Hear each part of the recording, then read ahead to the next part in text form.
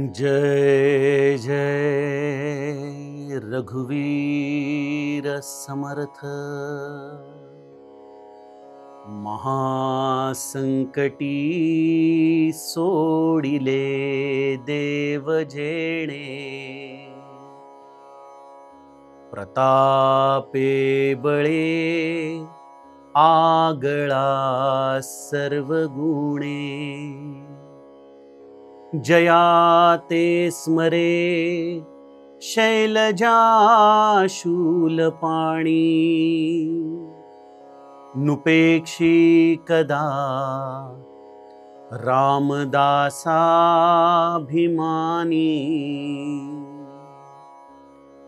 जय जय रघुवीर समर्थ। श्रोता वक्ता श्रीराम समर्थ। जय जय रघुवीर समर्थ। श्रीराम आपल्या सर्वांच्या हृदयस्थ वसणाऱ्या आत्मारामास साष्टांग प्रणिपात करून मनोबोध एक अंतरयात्रा या आपल्या श्री समर्थ रामदास स्वामी विरचित मनाच्या श्लोकाचा जो आपण चिंतनात्मक मागोवा घेत आहोत, सज्जन हो, आज आपण त्यातील श्लोक क्रमांक 31 याचं चिंतन करणार आहोत। समर्थ आपल्याला या गेल्या काही श्लोकांपासून एक दशश्लोकी असलेली ही रचना सांगत आहेत। नुपेक्षी कदा रामदासाभिमानी। जणू काही समर्थ आमच्या मनाला धारिष्ट देऊ पाहत आहेत की रामाच्या चरणी विश्वास ठेवल्यामुळेच तुला निर्भयत्व प्राप्त होऊ शकेल। आणि आमचं हे मन असं चंचल आहे की ते काही केल्या रामचरणी विश्वास ठेवायला तयार होत नाही। म्हणून समर्थ पुराणातल्या वेगवेगळ्या कथांच्या आधाराने, वेगवेगळ्या दृष्टांताच्या आधाराने हे तत्वचिंतन आम्हाला सांगतायत की नुपेक्षी कदा रामदासाभिमानी। गेल्या श्लोकामध्ये देखील समर्थांनी आमच्या मनाला हे धारिष्ट दिलं की समर्थाची या सेवका वक्र पाहे, असा सर्व भूमंडळी कोण आहे। कोण आहे असे या त्रैलोक्यामध्ये जो या समर्थाच्या सेवकाकडे आपली वक्र दृष्टी टाकेल, त्याचं अहित चिंतेल।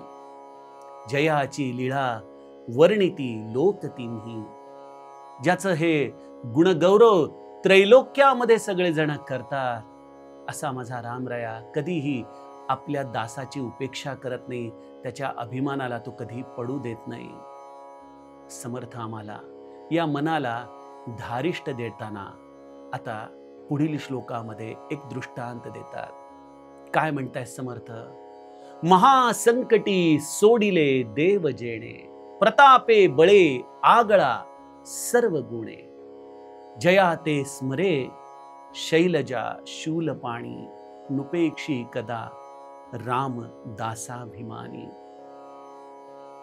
महासंकटी, देवांवरती अत्यंत मोठं संकट आलं होतं। सगळे देव या रावणाच्या असलेल्या तामसी वृत्तीमुळे, या राक्षसी वृत्तीमुळे भयभीत झाले होते। अशा या देवांना स्वर्गामधून पकडून रावणाने लंकेमध्ये आणून बंदिस्त केलं होतं। अशा या सर्व देवतांना त्यांच्या या भीतीमधून, या संकटामधून, नुसतं साधं संकट नाही, महासंकटी, अशा या महासंकटामधून माझ्या रामाने सोडवलं। का नाही सोडवणार तो राम? कारण तो कसा आहे? प्रतापे बळे आगळा सर्व गुणे। जो अत्यंत महाप्रतापी आहे, जो महाशक्तिमान आहे आणि जो अत्यंत आगळा वेगळा सर्व गुणांनी संपन्न असा माझा राम आहे। अशा माझ्या रामाने सर्व देवतांचं रक्षण केलं, त्यानं महासंकटामधून सोडवलं। म्हणून तर माझी माता पार्वती आणि माझा महादेव निरंतर जया ते स्मरे शैलजा शूलपाणी, निरंतर ज्या रामाचं चिंतन करतात, निरंतर ज्या राम नामाचं स्मरण करतात, खरोखर हे दासा तू कधीही मनामधून हा विश्वास जाऊ देऊ नकोस की नुपेक्षी कदा रामदासाभिमानी. समर्थ आम्हाला या पुराणातल्या कथेच्या आधाराने एक फार मोठं धारिष्ट देत आहे. बघा, जेव्हा रावण या पृथ्वीवरती आला तेव्हा त्याने खूप मोठी तपस्या केली. बघा, जो रामाचा वैरी म्हणून जन्माला आलाय त्याला देखील तपस्येशिवाय पर्यायच नव्हता. रामाशी वैर करण्यासाठी देखील उपासना हवीच ना, साधना हवीच ना. रावणाने खूप मोठी तपस्या केली आपल्या भावंडांच्या समवेत, विभीषण आणि कुंभकर्णाला घेऊन. ब्रह्मदेव प्रसन्न झाले आणि ब्रह्मदेवाच्या कडून रावणाने असं वरदान मागून घेतलं. त्याने तर पहिल्यांदा वरदान मागितलं की मला अजरामर करा. पण ब्रह्मदेव म्हणाला की तुला अजरामर असं वरदान मला थेट देता येणार नाही, तुला काही अपवाद सोडून मृत्यू येणार नाही असं वरदान मी निश्चित देऊ शकतो. यावरती रावणाने मला मनुष्य आणि वानर यांच्या व्यतिरिक्त कोणाकडूनही मरण येता कामा नये असं वरदान मागून घेतलं. ब्रह्मदेवाने त्याला तथास्तु म्हटलं. आणि जसं या तपस्येच्या पश्चात हे वरदान मिळालं, रावण हा मदोन्मत्त झाला. त्याला असं वाटू लागलं की जगामध्ये आपल्यापेक्षा आणखीन कोणी सामर्थ्यवान नाहीच. आणि ही वस्तुस्थितीच होती. त्याला मयदानवाने लंकेचं राज्य दिलं, आपली कन्या दिली मंदोदरी, चांगली पुत्र त्याला झालेले आहेत. त्याला मेघनाथासारखा अत्यंत आज्ञाधारक असा राक्षसी पुत्र मिळाला. आणि मग रावणाने आपल्या पूर्वसंचितानुसार जिथं जिथं देवता, जिथं जिथं यज्ञ कार्य, जिथं जिथं वैदिक कार्य चाललंय अशा सगळ्या कार्यांमध्ये विघ्न आणायला सुरुवात केली. त्याने जाऊन सर्वप्रथम कुबेराचं धन लुटून आणलं. त्याचं विमान, पुष्कर विमान त्याने प्राप्त केलं. स्वर्गावरती त्याने हल्ला केला. स्वर्गावरती हल्ला करताच देवतांमध्ये एकच त्रेधा तिरपीट उडाली. देवतांना त्याने बंदी केलं आणि आपल्या तुरुंगामध्ये आणून डांबलं. ग्रंथांमध्ये तर अशा कथा आहेत की कुठल्या कुठल्या देवताला त्याने कुठली कुठली चाकरी करायला लावली. कोणाला प्राणी सांभाळायला लावले, कोणाला गाढवं हाकायला लावली, कोणाला स्वयंपाक करायला लावला. अशा पद्धतीने देवतांना त्याने त्यांच्या या भोगविलासापासून च्युत करून आपल्या लंकेमध्ये आणून डांबून ठेवलं. वेगवेगळ्या प्रकारची कष्टप्रद कामं त्यांना त्यांनी दिली. हनुमंताला जेव्हा सुंदरकांडामध्ये नागपाशामध्ये बांधून मेघनाथ रावणाच्या समोर उभं करतो, त्यावेळेला हनुमंत अत्यंत निर्भयपणे या रावणाच्या सभेकडे बघत असतो.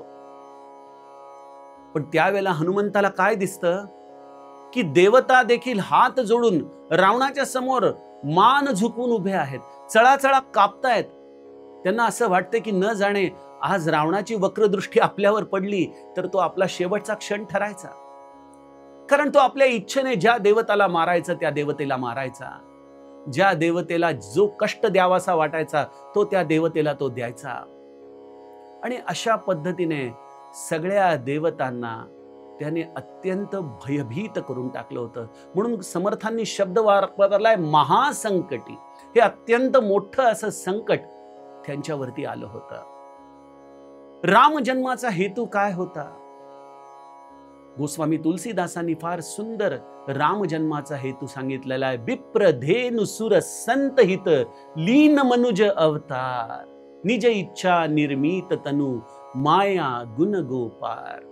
विप्र धेनु सुर संत हित, ब्राह्मण, देवता, गोमाता, विप्र धेनु सुर संत हित यांच्या हितासाठी रामाने मनुष्य जन्म घेतला.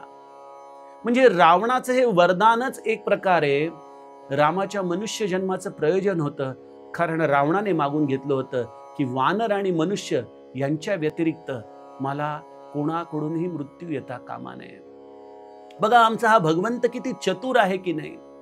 हिरण्यकश्यपूने देखील मागून घेतलंच होतं ना की मला घरात नाही, अंगणामध्ये नाही, मला दिवसा नाही, मला रात्री नाही, मला शस्त्रांनी नाही, अस्त्रांनी नाही, मला मनुष्याकडून नाही, प्राण्याकडून नाही.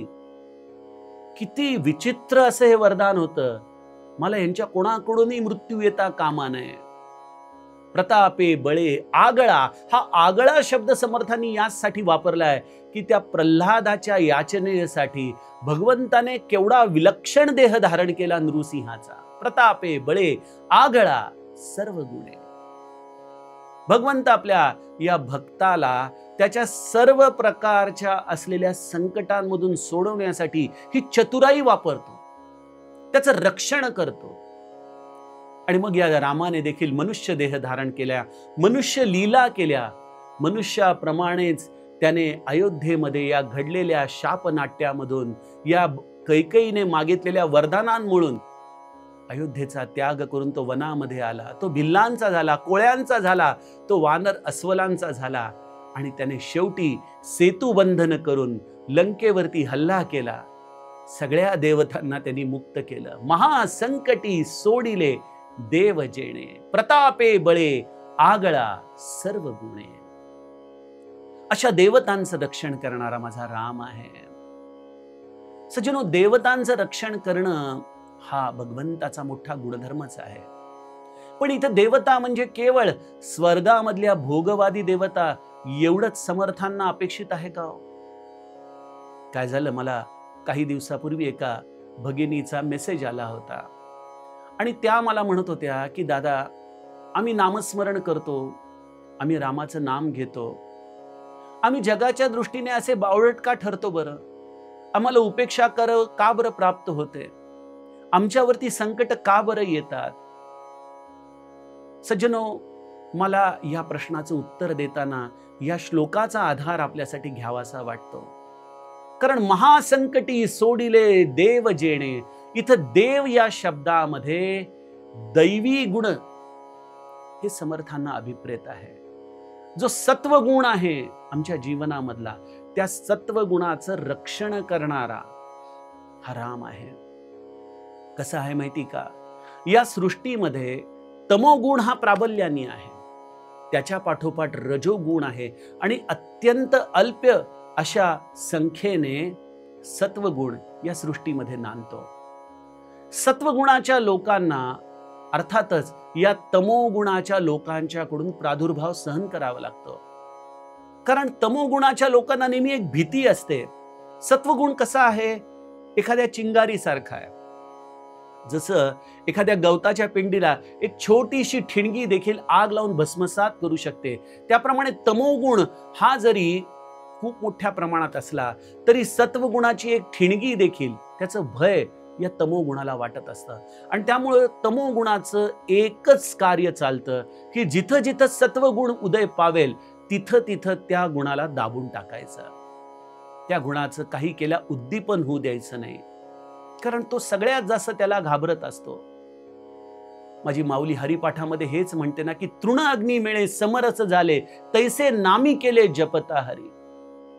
या सत्वगुणाचा एक छोटीशी ठिणगी देखील सर्व पातकांना जाळून टाकू शकते.